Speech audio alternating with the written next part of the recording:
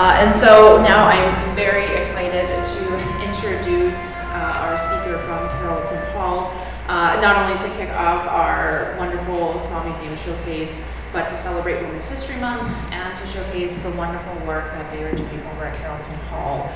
So we have Elizabeth Mallon, the director of Carrollton Hall, and then hiding in the back is Joe Hamilton.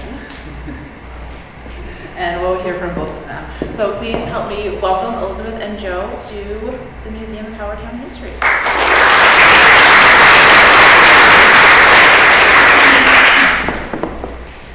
Thank you so much. If I don't use the mic, can you all hear me? Yeah. Great. Yeah. I talk in old buildings a lot, so, and like, God bless me with a loud voice to begin with. People are like, enough. Awesome. Again, my name is Elizabeth Mallon. I'm the director of Carrollton Hall. You just saw Joe live and in action. I'd also like to introduce Anna Jones over here. She's our director of communications. After the show, either of them will also be available to answer any questions and to chat.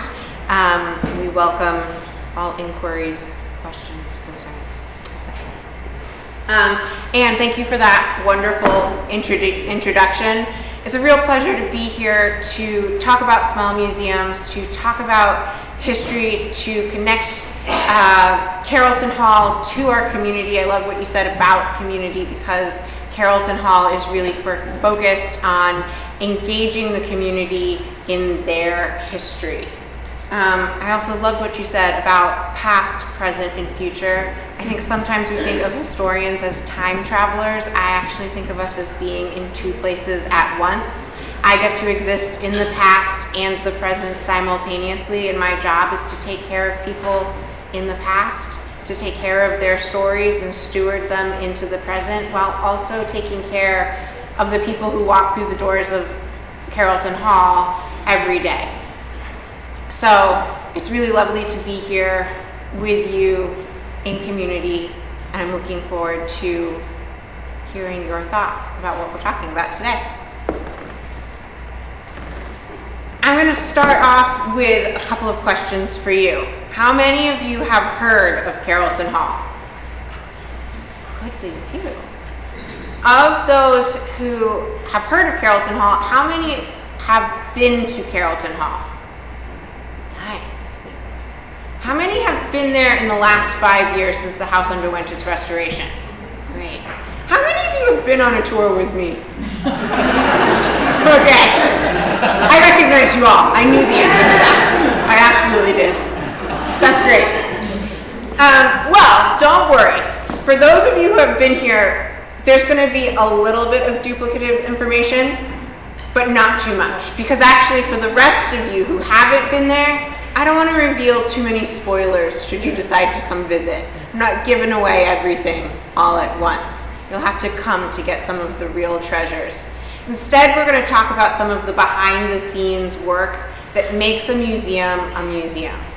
Carrollton Hall has only been open to the public for the last couple of years. Before that, it has always been in private hands. It's still owned privately by the Franciscan Friars of Our Lady of the Angels Province, but they've opened it to the public.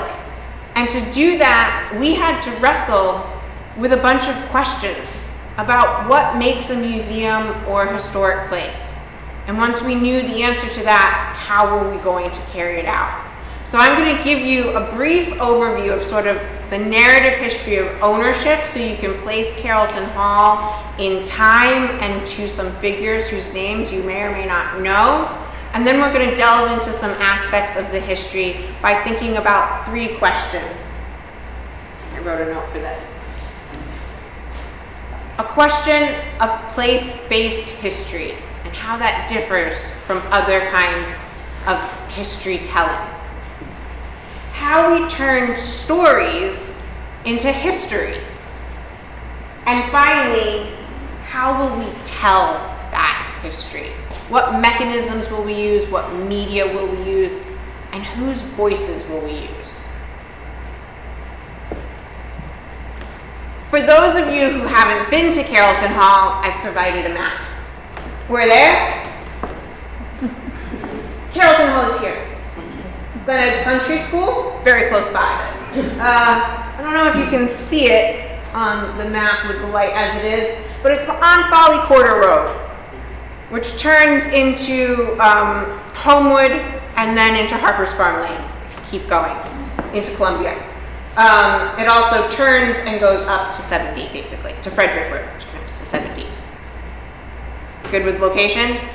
Do you have an address? 12280 Folly Quarter Road. Thank you. It will come up on Google Maps and Apple Maps. I checked this morning. If you put in Carrollton Hall, it's possibly better known in your sat nav as the Shrine of St. Anthony, the same grounds. And we'll talk a little bit about the shrine along the way.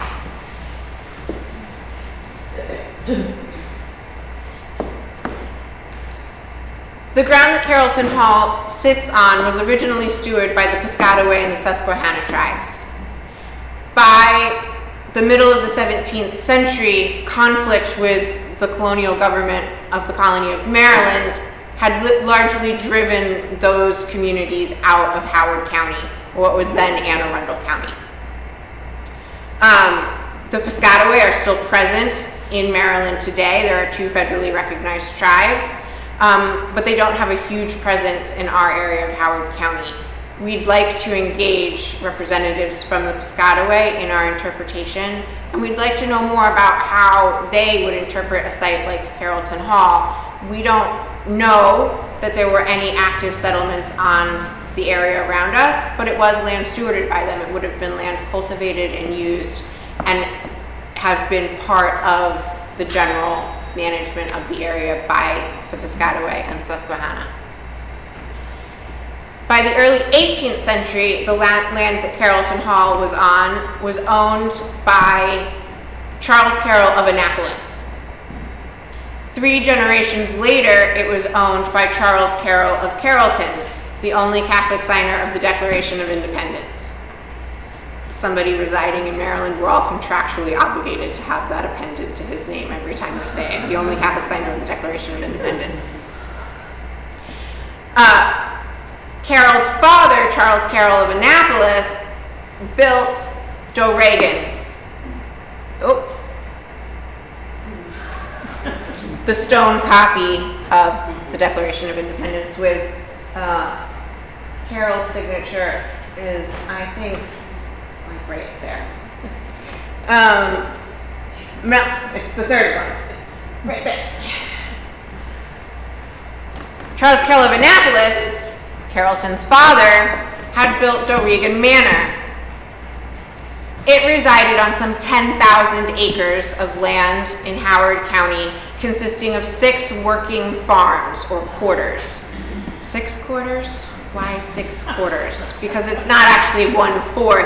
It comes from the French word quartier, or neighborhood. Don't judge my pronunciation, please. So the 6 neighborhoods each consisted of a community that had a white overseer and a population of enslaved Africans and African Americans who farmed the land and carried out other trades to benefit the overseers and the Carroll family. This is Doregan Manor. It was built over a series of generations and expanded to, this is a, I think 1950s Habs documentation record of it. Carroll was, of course, Charles Carroll of Carrollton was very influential in the Revolution. He was an original signer of the Declaration, and through his vast wealth accumulated through, not least, his land holdings, worked by enslaved labor, his partnership in industries such as brickmaking, ironworks, shipping, quarrying, all of which used enslaved labor. He became possibly the wealthiest man in North America, not just the colonies, but Canada as well. He helped fund the Revolutionary War, and he was present at the final act of the Revolution, possibly the most revolutionary act of the Revolution, which was George Washington resigning his commission and ceding power of what was effectively the government at the time, the military. Here you can see Carroll with his two daughters, Mary and Kitty. Mary comes into our story later at the reservation. Mary became an incredibly popular young woman in Maryland. She was a participant in the new Republican society that was revolving around the new nation. Washington, D.C. was being developed. And she and her four daughters became part of a sort of upper class practice of Republican ideals, engaged in conversation, engaged in creating a culture around the new republic. Her daughter, Emily Caton McTavish, married John McTavish here, a Scotsman who was working in Montreal when Emily accompanied her grandfather to Montreal on business when she was about 19 years old.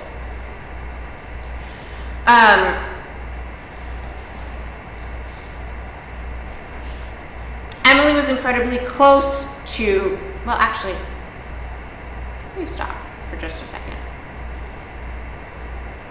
How many of you have heard rumors about who Carrollton Hall was built for?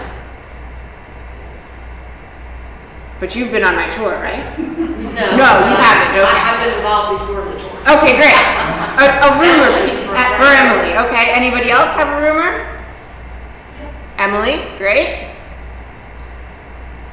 Widespread rumors were that it was built for Mary. In fact, I was looking at some newspaper clippings for this presentation last night and found that even the Baltimore Sun reported that Carroll built the house for Mary, her mother.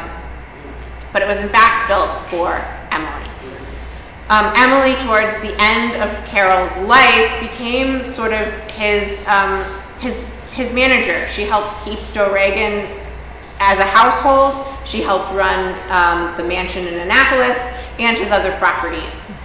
He was going blind towards the end of his life. She managed his mail, wrote his letters, and helped oversee the hospitality at Doregan. We'll come back a little bit more to her and her husband's relationship with Carroll in a bit. The property stayed in the McTavish family until just after the Civil War, when it was sold to a series of absentee landlords, whom we won't get into that much.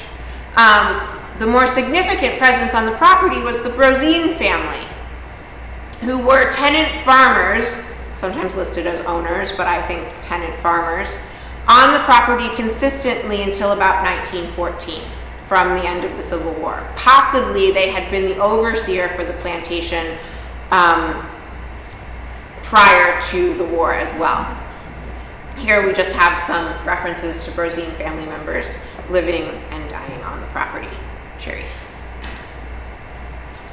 In 1910, Van Leer Black, the publisher of the Baltimore Sun, first rented and then in 1914 purchased the property, including the house, all 1,000 acres that Emily had inherited from her grandfather, and did the first restoration of the house. That was likely in 1914 when the first electricity was put in the house and when the first plumbing was put in the house. Anne very kindly pointed out that you can donate to museums. One of the things that we would be happy to receive extra funding for is upgrades to the plumbing, some of which is still original to 1914. Thank you so much. Some of it has been very upgraded, for which we are very thankful. We'll see some details that Van Leer Black changed in the house as we go through the slides. And finally, in 1928, the house and property was sold to the Franciscan friars. Another rumor, anyone else have a rumor about how the friars got it? A common rumor is that the Carroll family donated the land to the diocese or to the friars directly, but actually they hadn't owned the property for some 50 years at that point, so they did not do that. We'll talk a little bit more about mixed myths as we go as well. But one of them certainly is a confusion because actually Emily did donate some land and some houses directly to religious orders, just not this one. She inherited from her mother, who had inherited from Charles Carroll, the mansion in Annapolis. Emily donated that directly to the Redemptorist order, who still own it today. So there's a kernel of truth in some of these myths that just gets misplaced to the wrong location. This is a 1928 photograph of the house, maybe 1927 actually, when they're advertising the house for sale. 1928, the friars, as I'm going to refer to them for the rest of the talk, purchased 236 acres of the original 1,000-ish. The University of Maryland purchased the rest, and it's now their agriculture center. And you can see some of those ag buildings in the landscape and some pictures I'll show you later. Here we see two friars sitting on the portico. This is the west front, I'm almost positive.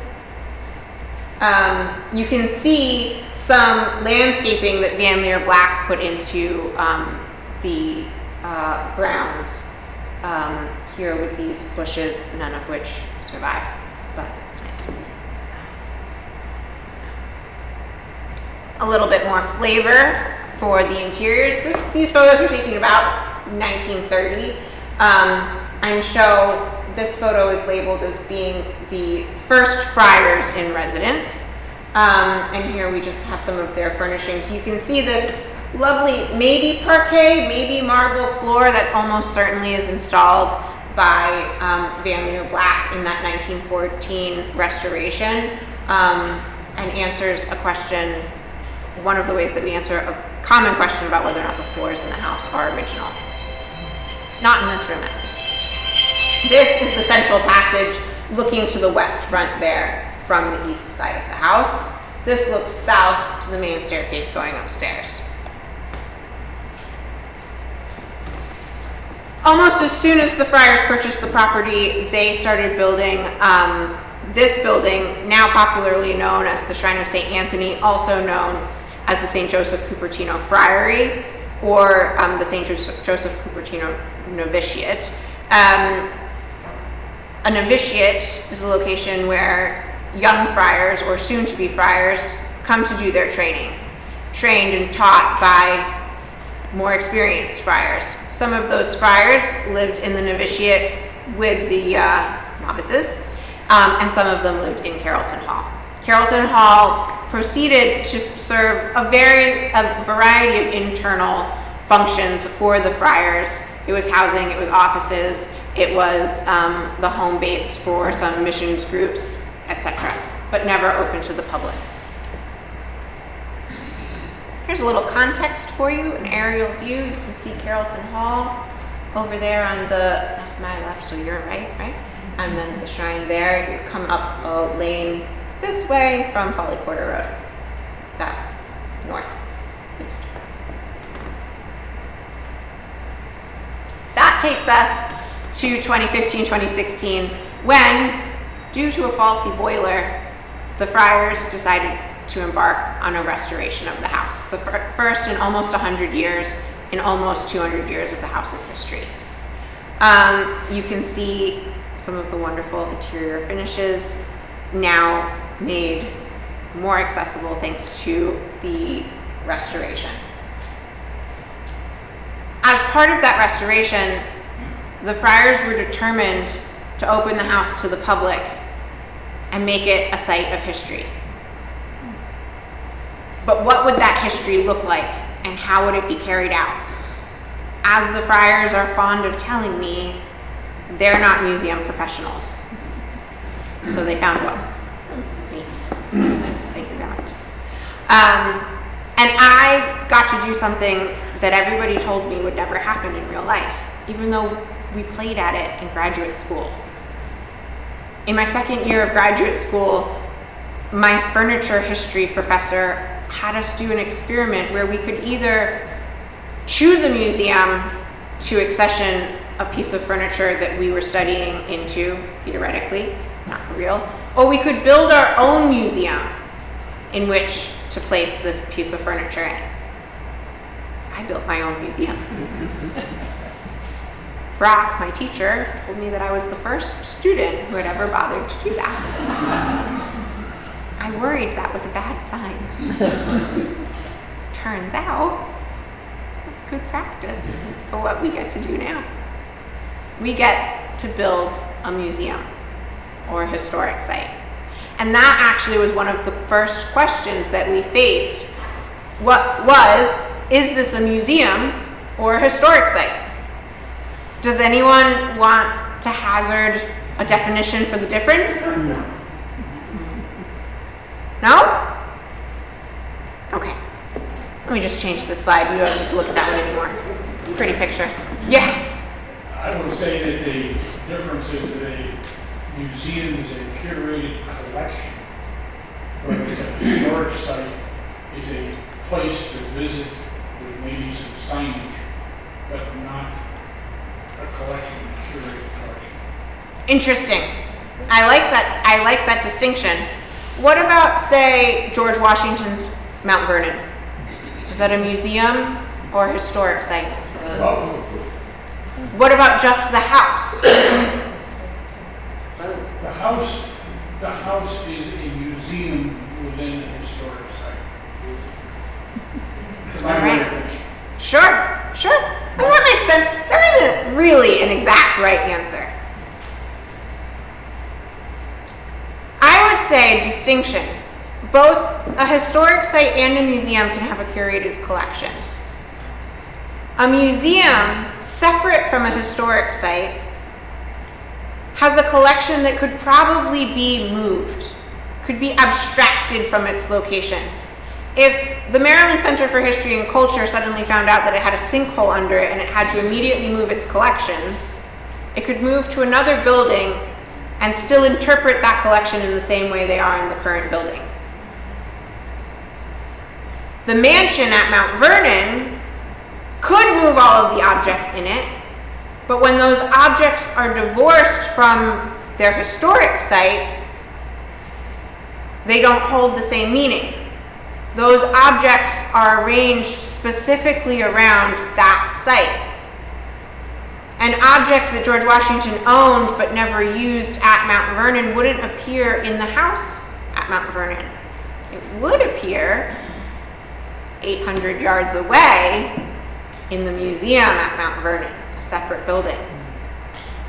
The sword he used in the Revolution is on view in the museum galleries, but wouldn't be on view in the new room at Mount Vernon because it never was on view at the new room at Mount Vernon, at Mount Vernon, as far as we can tell. So a historic site tells the story of a place. It may collect objects related to that place, but the place itself determines what stories you tell. In a museum, you can have a much broader remit of what you could tell. If we turned Carrollton Hall, say, into a museum of Catholic history, we might tell the story of Charles Carroll of Carrollton, a significant Catholic in American history, and that would be relevant to the place, but maybe we would also tell stories of popes, religious orders who never stepped foot in America, and certainly never stepped foot in Maryland or Carrollton Hall. That's okay. We need museums that tell those broad stories. But Carrollton Hall spoke to us in a different way. As part of the process of the restoration, the friars and Joe Hamilton had started to investigate the history of the site. They spoke to descendants of people who were enslaved there. They thought about the landscape and the stories that the house told that hadn't been told before. And they wondered how they could tell them. One way to tell them is place-based history. And that's what we embarked on. I'm going to go through a couple of examples of what that means to do place-based history and why it can bring out such wonderful stories and can be so evocative in a particular place.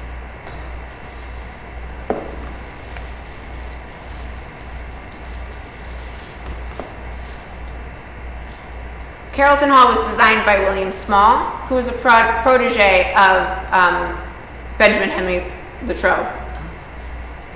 Latrobe, you may recognize as the second architect of the Capitol of the United States, as the architect of the Baltimore Basilica, amongst other famous and noteworthy buildings.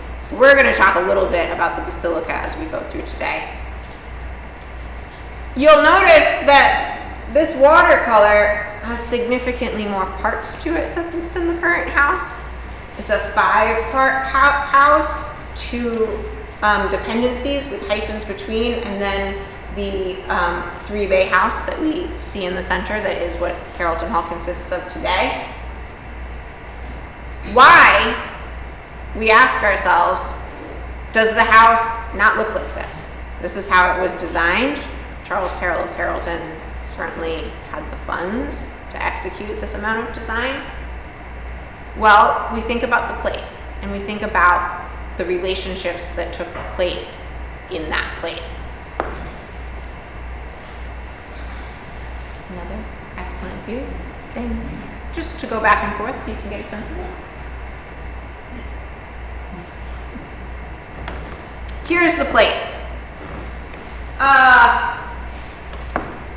This is the current Folly Quarter Road, goes up there, that way.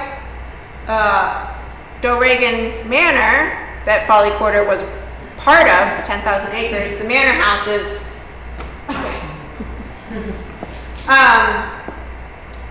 on this land plat from 1842, though, you can see the relationship of the house to its landscape, and in particular,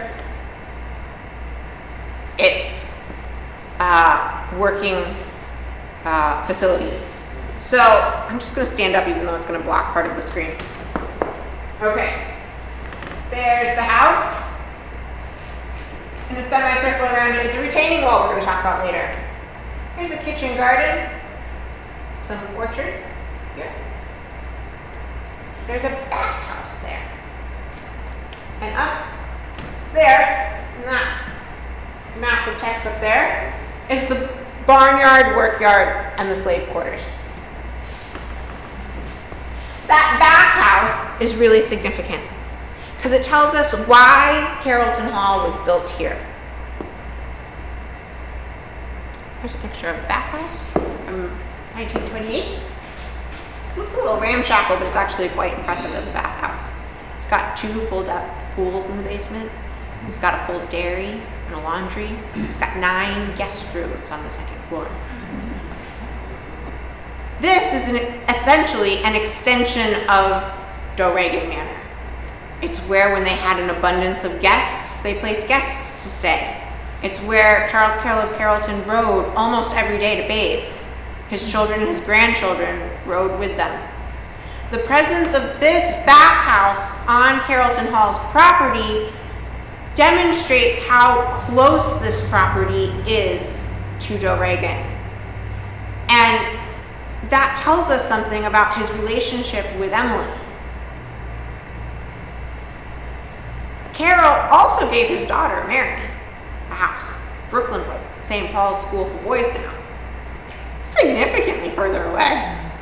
It's not very far away, but it's not trot over every day close. He wanted Emily to be close to him, but also to the next generation of the family who was going to inherit the house. His grandson, Charles Carroll of Doregan. They were very creative with names. And so he builds her a house that's essentially in the backyard. So this tight-knit relationship that clearly exists can continue for the last years of his life and going forward even after he's gone.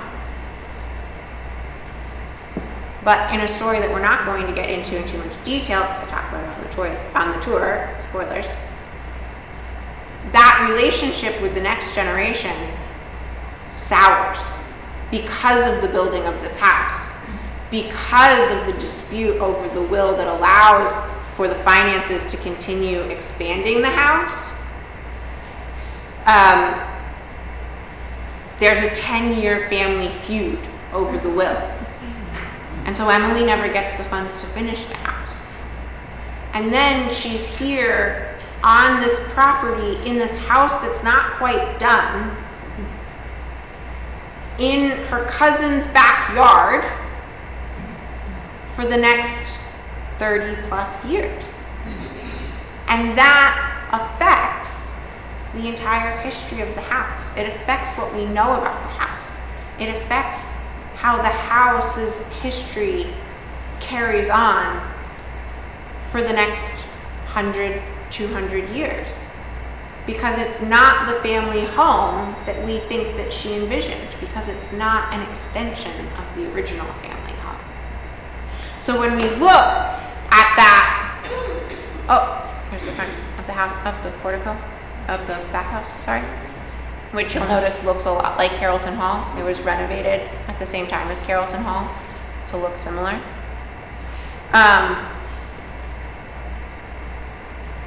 The way the house looks is a function of its place, and the place is a reflection of the relationship between the people involved in the building of the house. One way that place-based history informs our understanding.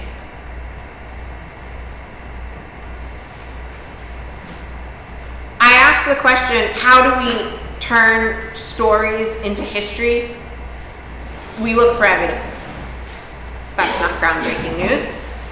But we're trying to tease out this relationship of why Carroll gives the McTavishes this house, this money, this land, the enslaved people to make it profitable.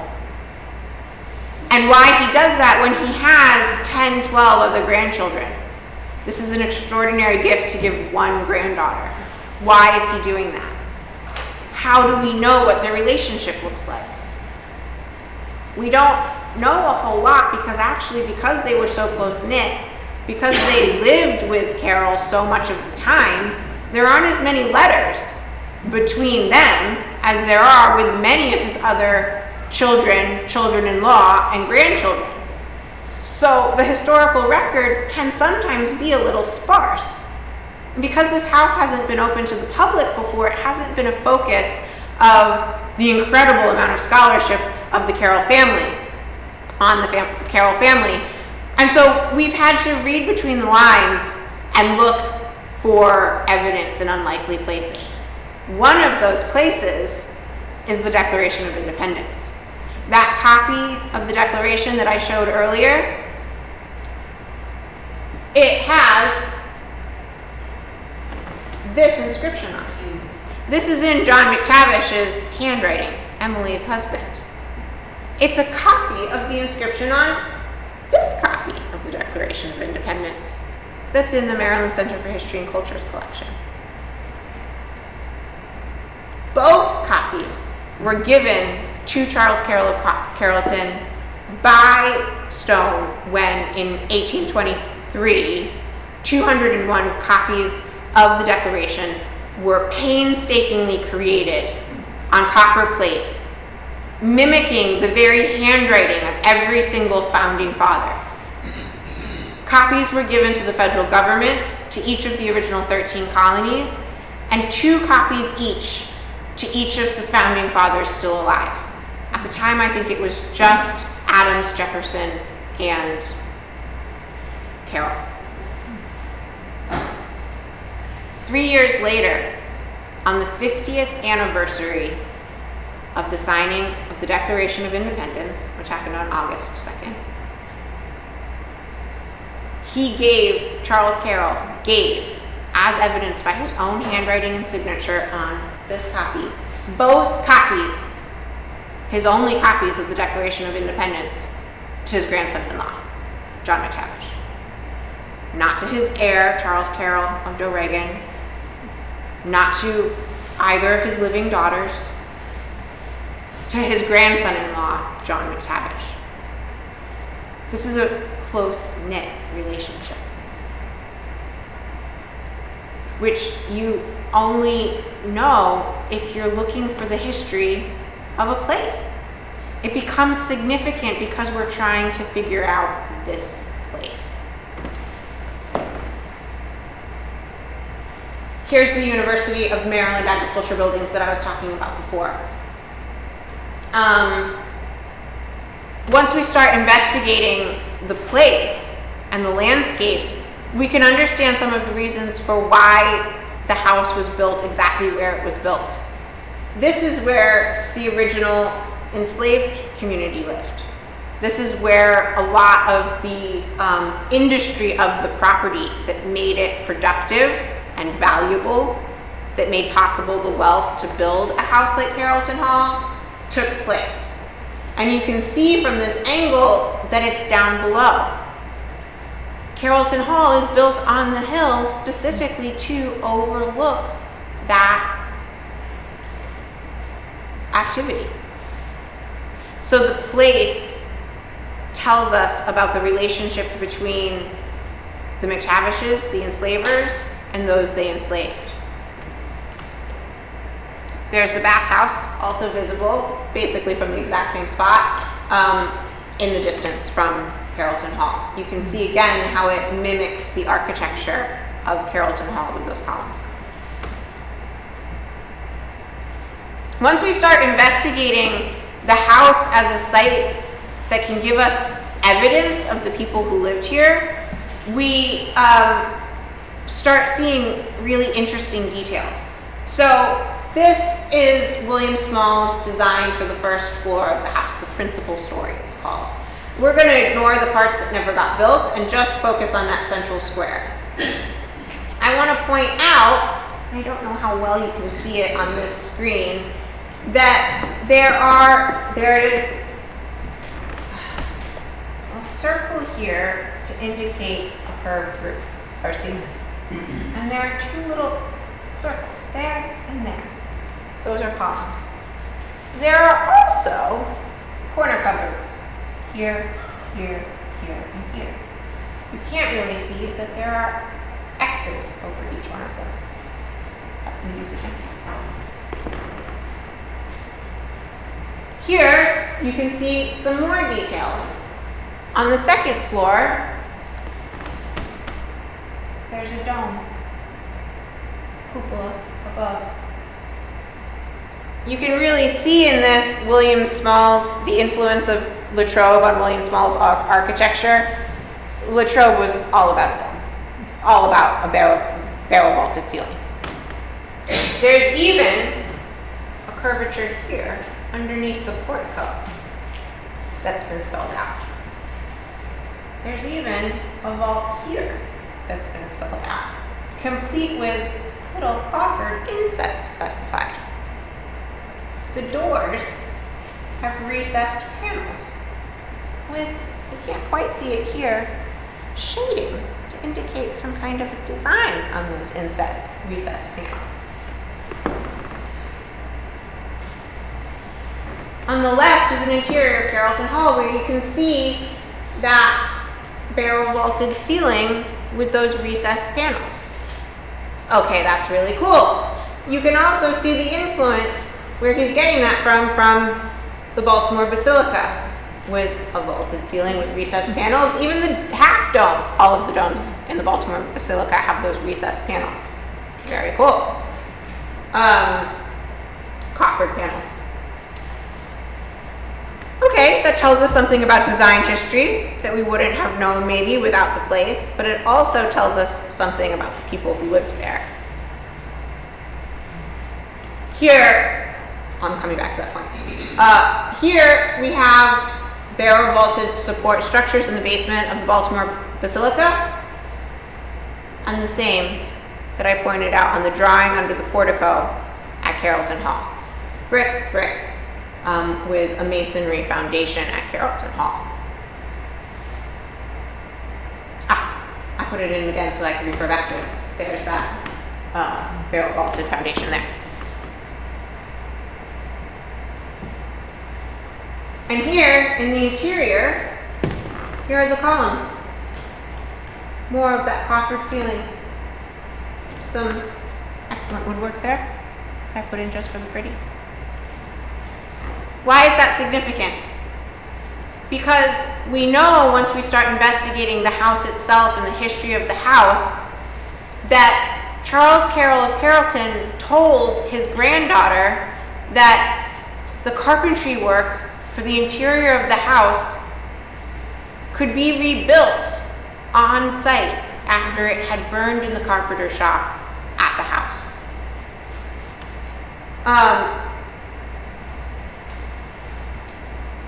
When the woodwork of the house was burned in the carpenter shop at the Folly Farm was the name of the farm that Carrollton Hall was built on. In the summer of 1832, when it was being built,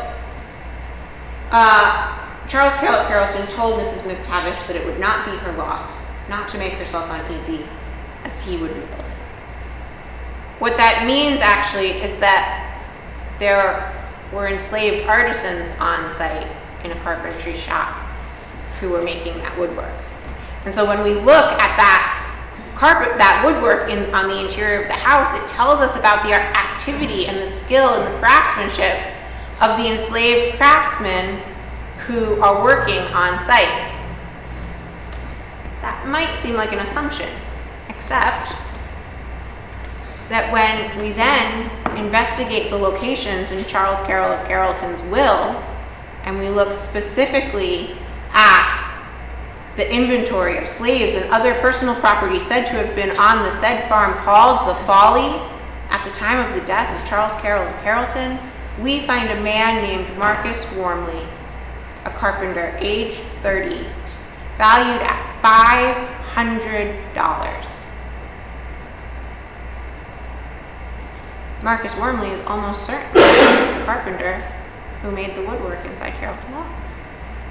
We know there's a carpenter shop there. We know there's a carpenter on site. We know there's woodwork in evidence in the house. Because we're investigating this site, we can give meaning to what is otherwise just a pretty architectural feature that you might pass by. Here are some of those details of his craftsmanship.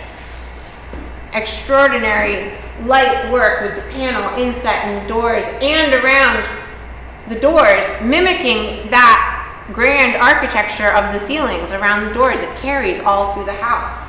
Little details that mimic the domes in the corners of the doors. More woodwork, in case there are any woodworking enthusiasts in the group. But that's not all. Just a few lines below Marcus Wormley is Simon Boardley, a mason, aged 47.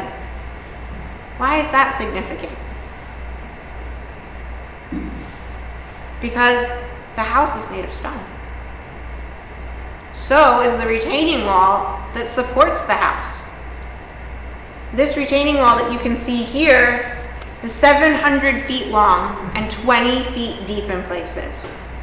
6 feet wide at the base, 3 feet wide at the top, with a uniform appearance of 5 or 6 feet.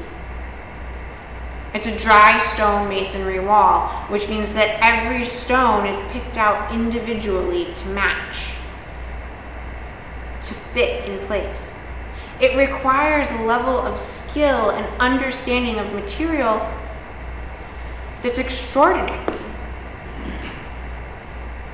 And we can say, with some accuracy, that Simon Boardley probably built that wall. Probably not just him, but he almost certainly had a role in it. He may have been actually the lead engineer in it.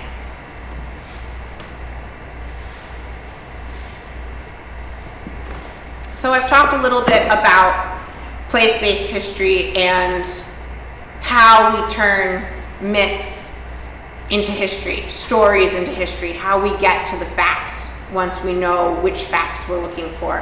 Now, how do we tell that history? This isn't a picture of the house just after the restoration. This is a picture from 2 weeks ago, and you'll notice that it's empty. Not every room in the house is empty, but to our gentleman's suggestion that a historic site doesn't have a collection, he's right about our historic site. But why? Here's some like nitty-gritty museum details to think about. In order to furnish this house, we'd have to have the budget to do it. We'd have to get historically accurate furnishings. To do that, we'd have to have information about those historically accurate furnishings. But to know what furnishings were in the house, an owner of the house who died while he owned the house would have to have a probate inventory, like the one that Charles Carroll had, which was so informative to us. Unfortunately, we don't have that. Emily died after the house. Her son, who purchased it from her, also didn't die until after they'd sold the house. So we don't have an inventory that tells us exactly what's in it. So then we'd have to think, oh, well, we'll just do generally appropriate household furnishings. Well, but other sites do that. Do we need to do that? Gunston Hall did an incredible survey where, because they didn't have an inventory for that house, they did a multi-year project. Oh, it's very cool, where they gathered all of the inventories for people of the same wealth in the same area and created an aggregate of what would have been in a house like Gunston Hall. Extremely cool, but they've done it. Homewood House on the Johns Hopkins campus is another place where you can go and see Carroll furnishings and what a wealthy family like the McTavishes or the Carrolls would have lived and how they would have lived with their furnishings. Mount Clara House Museum in Carroll Park for Charles Carroll the barrister's life does the same thing for 2 generations earlier. That collection is impeccable. 90% of it is actual Carroll possessions. So, are we going to find any Carroll possessions or McTavish possessions when we've got 2 other museums we're competing with, not to mention all of the other institutions that collect Carroll objects? Maybe. But should we? Yeah. Or is there something that we can do if we don't have those objects in the house?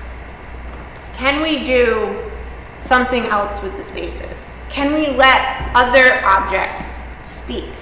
Can we think about other things as collections besides objects in the house?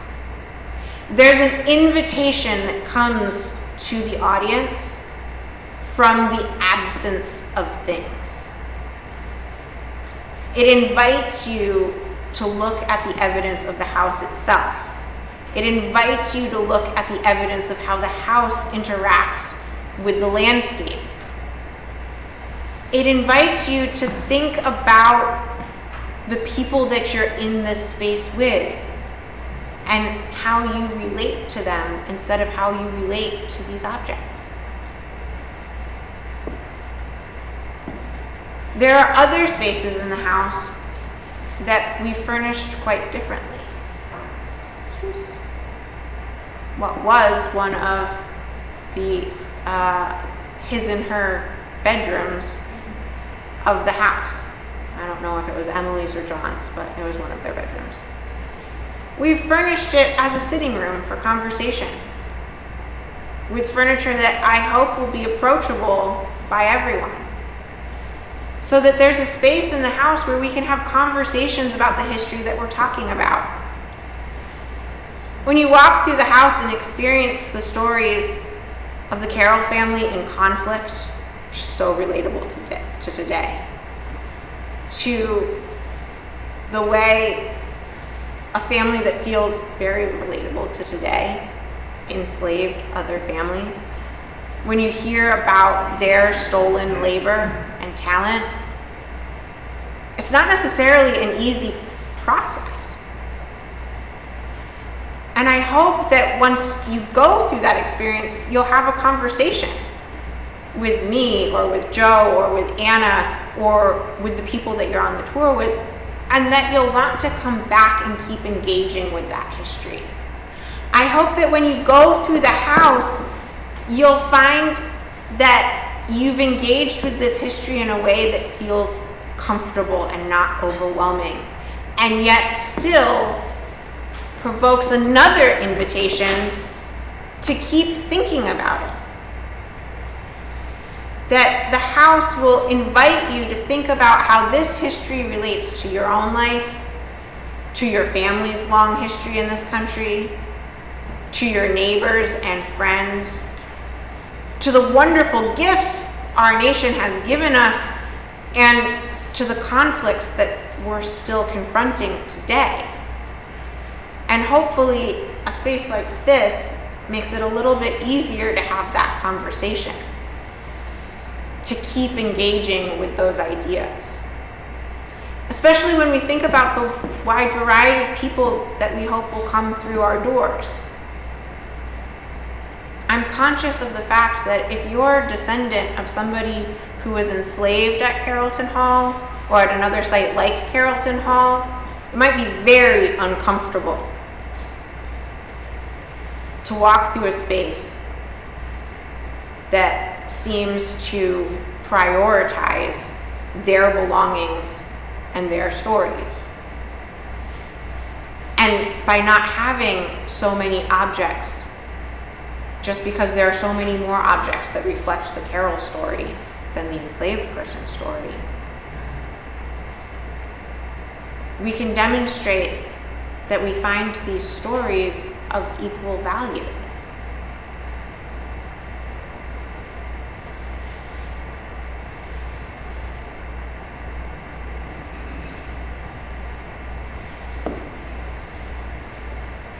So that's what we're doing.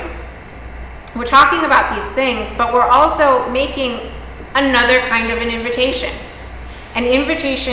to you all and to other members of our community, to descendants of everyone who lived on the property, from the enslaved to the Carrolls to the Brosines to the Van Leer Black descendants, everyone, to tell us how you want history to be told. We have this rare moment where we're creating the interpretation for a site. Right now we're doing it through tours of the house. Next year we might be doing it through exhibits or programs. We might be doing it through informal or formal conversations. Tell me, personally, in an email, however you like, how you want to learn your history, because we want to create a place that works for you to learn. We don't want to create an interpretation that functions in the abstract. We could have designed an exhibit not knowing who our community members were or what they wanted, but instead we're waiting a little bit so that we can find out if there's a new way to do a museum. If there's a new way that you want to interact with a place telling your story. I've told it one way today, I tell it another way in the tour, but it's not the only way to tell this story. We want to engage with the idea that you have a vested interest in your history, and that the way we tell it can reflect not only the past, but also the present, and the future that we want once we've learned from that past. Thank you.